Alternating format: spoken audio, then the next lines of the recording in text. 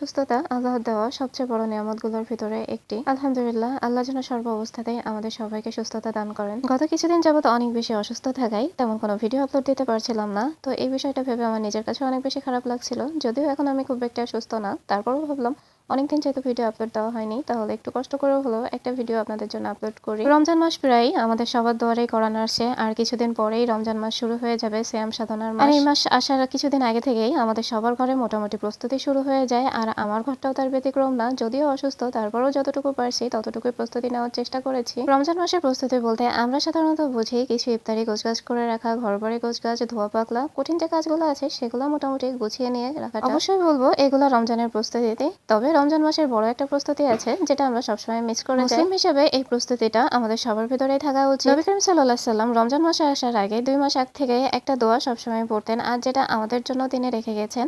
আর এটাই হচ্ছে রমজান মাসে আসার আগের প্রস্তুতি দোয়া। আর দোয়াটা হচ্ছে আল্লাহুম্মা বারিক লানা ফি রজাবা ওয়া শাবান ওয়া বাল্লিগনা রামাদান। আমার যারা মুসলিম আপু ভাইরা আছে তারা হয়তোবা এই দোয়াটা অনেকেই জেনে থাকেন, বাট আমি এই দোয়াটা খুব বেশি একটা জানতাম না, বা এই প্রস্তুতিটা সম্পর্কে আমার তেমন কোনো জ্ঞান ছিল না। কিছুদিন আগে রুহির আরবি ম্যাম আমাকে বলতেছে যে আপা, এই প্রস্তুতিটা কি আপনি নিয়েছেন? তো আমি বলছি না তো আপা, আমার তো এই দোয়াটা আসলে ওইভাবে জানা নাই।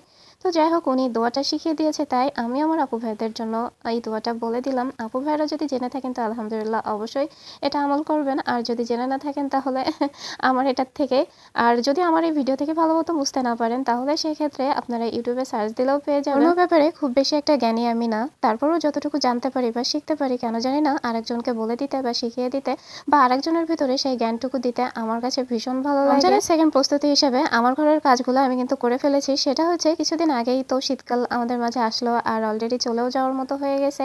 তো সবার ঘরে মোটামুটি লেপ কাঁথা এগুলো রয়েছে, আর রোজা রেখে এগুলো উঠানো ধোয়া পাকলা অনেক বেশি কঠিন হয়ে যায়।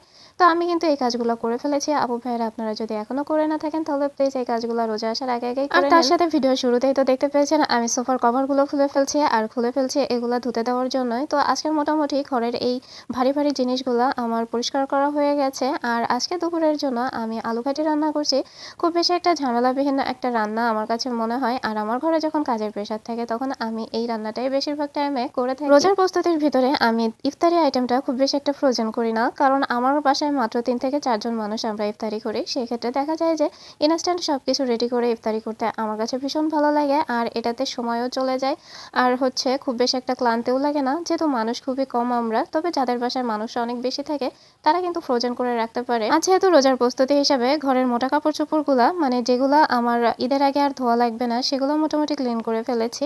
তো ইনশাল্লাহ আগামীকাল বাকি যে কাজগুলো যেমন মশলা করা এগুলো করে ফেলবো, আর সেগুলো ইনশাল্লাহ আপনাদের সাথে শেয়ার করার চেষ্টা করব। তো রান্নাবান্না কমপ্লিট হয়ে যাওয়ার পরে প্রতিদিনের কাজই হচ্ছে চুলাগুলো পরিষ্কার করে নেওয়া। যদিও কিছুদিন যাবত আমি চুলা এগুলো পরিষ্কার করতে পারছি না, খালার উপরেই ছেড়ে দিয়েছিলাম। কথা বলতে বলতে আমার আসলে অসুস্থতার কারণটা আপনাদের সাথে বলা হয়নি। হঠাৎ করেই আমার রক্ত স্বল্পতা দেখা দিছে। মিনিমাম 3 ব্যাগ রক্ত দিতে হবে, যেখানে গত সপ্তাহে মানে 3-4 দিন আগে অলরেডি 1 ব্যাগ দিলাম, আরও সপ্তাহখানেক পরে আরেক ব্যাগ দিতে হবে। তো ডাক্তারে বলছে আর বাকি যে 1 ব্যাগ থাকবে সেটা না দিলেও চলবে, সেটা খাবারের মাধ্যমে পূরণ করতে হবে, মানে আমাকে অনেক বেশি খেতে হবে। সবাই আমার জন্য একটু বেশি বেশি করে দোয়া করবেন যাতে ভালো মতো রমজান আসার আগে আমি নিজেকে সুস্থ আর ফিট রাখতে পারি। আর রমজান মাসে রোজার সাথে সাথে যত নফল ইবাদত আছে কম বেশি সেগুলো করতে পারি। সবাই বাড়াতে সাথে সাথে আমি প্রতি বছরই আমার রোজার প্রস্তুতিটা নিয়ে ফেলি, তবে এবার একটু অসুস্থতার কারণে দেরি হয়ে গেছে। তার উপরে শীত যাই করে যাচ্ছিল না। তো অলমোস্ট এবার মনে হচ্ছে শীতটা চলেই গেছে, এই জন্য শীতের সমস্ত লেপ কাঁথা কম্বল যা ওঠানো সবই উঠিয়ে ফেলেছি। মানে রমজান মাসে আমি এগুলোর বাড়তি কোনো ঝামেলা নিব না। এটা আমার রমজানের একটা প্রস্তুতি বলতে পারেন। এখানে হচ্ছে আমি বেগুনি ভাজবো, আর হচ্ছে আলু চপ। আসলে আমি রোজার মাসে ইফতারি বানানো ব্যতীত এইগুলো আমার সারা বছরই বানানো হয় না, তাই একটু প্র্যাকটিস করতেছি যাতে রমজান মাসে কোনো রকমের সমস্যা না হয়। আর ইফতারি যেহেতু বাসাতেই বানাই, সেহেতু প্রথম দিনেই যদি রোজাতে এভাবে যদি বানানোতে সমস্যা হয়ে যায় তাহলে দেখা যাবে খাওয়া দাওয়াটাও অনেক বেশি সমস্যা হয়ে যাবে। তাই প্র্যাকটিস হিসাবে আলুর চপ আর বেগুনিগুলো বানিয়ে নিচ্ছি। আর মোস্ট অফ দ্য কারণ হচ্ছে আমার মেয়েটা অনেকদিন ধরে আলু চপ খেতে চাচ্ছিল, তো ওকে আলু চপ বানিয়ে দেবো। পরে ভাবলাম ফ্রিজে যেহেতু বেগুন আছে তাহলে কয়েকটা বেগুনিও ভেজে নেই। তো আজকে এটা মূলত আমাদের সন্ধ্যার নাস্তা। অনেকদিন পরে ভয়েস ওভার করছি, আমার কাছে কেন জানি মনে হচ্ছে একটু বেশি এলোমেলো হয়ে গেল। যদি এলোমেলো হয়ে থাকে তাহলে প্লিজ আপুরা ভুলগুলা ধরবেন না, ভুলগুলা শুধরে নিয়ে তাই ভিডিওটা দেখবেন। আমার নাস্তা রেডি হয়ে গেছে, আর আমি যে কোনো ভাজা পোড়ার সাথে একটু শসা আমার লাগবেই। তো আজকের ভিডিওটা মূলত এই পর্যন্ত। সবাই ভালো থাকবেন, সুস্থ থাকবেন, আল্লাহ হাফেজ।